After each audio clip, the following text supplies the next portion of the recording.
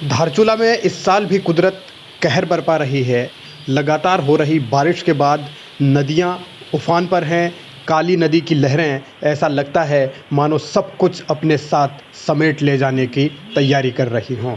बढ़ता हुआ जल स्तर लोगों की धड़कनें भी बढ़ा रहा है, प्रशासन की चुनौतियां भी बढ़ा रहा है और हालात को लगातार ख़राब कर रहा है। दिक्कतें इतनी हैं कि नदी के किनारे जो भी लोग बसे हैं उनके सामने इसी बात का संकट है कि ये उनके जो मकान हैं, उनके जो घर हैं, उनकी जो ज़मीनें हैं वो बचेंगी या फिर काली नदी सब कुछ अपने साथ बहाकर लेकर चली जाएगी। जिस तरीके से हालात बने हुए हैं उससे ये संकट है कि अभी भी आने वाले दिनों में राहत मिलने की उम्मीद कम ही है। और लोगों में इस बात को लेकर ज़्यादा गुस्सा है कि काली नदी के कहर की वजह से जो कटाव होता है उसको रोकने के लिए जो तटबंध बनाए जाते हैं उनकी क्वालिटी इतनी घटिया होती है कि वो हर साल बह जाते हैं या फिर टूट जाते हैं, जिसकी वजह से खतरा बढ़ जाता है। लोगों ने यही मांग की है कि जो तटबंध बनाए जाएं, यानी नदी का कटाव रोकने के लिए जो नदी किनारे दीवारें बनाई जाएं वो मजबूत बनाई जाएं ताकि कुछ हद तक राहत मिल सके। लेकिन ऐसा होता नहीं और प्रशासन के खिलाफ लोगों में इस बात को लेकर गुस्सा भी है। हालांकि प्रशासनिक अधिकारी अलग अलग बहाने बना रहे हैं,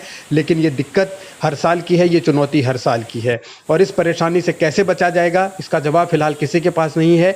लेकिन जिस तरीके से ये हालात बने हुए हैं और पूरे धारचूला घाटी पर अभी फ़िलहाल खतरा मंडराया हुआ है, इन्हीं चुनौतियों के बीच दारमा घाटी में ग्लेशियर टूटने की वजह से अब एक झील बनने की खबर है और लगातार जो मलबा आ रहा है वो तस्वीरों में देखा जा सकता है। इस मलबे के बाद जो नीचे एक झील बनी है और ये झील इसी तरह बनती रही, पानी जमा होता रहा तो फिर ये एक दिन टूटेगी भी और जब टूटेगी तो फिर कहर बरपाएगी। इसलिए इस पर भी ध्यान देने की ज़रूरत बहुत जल्द है।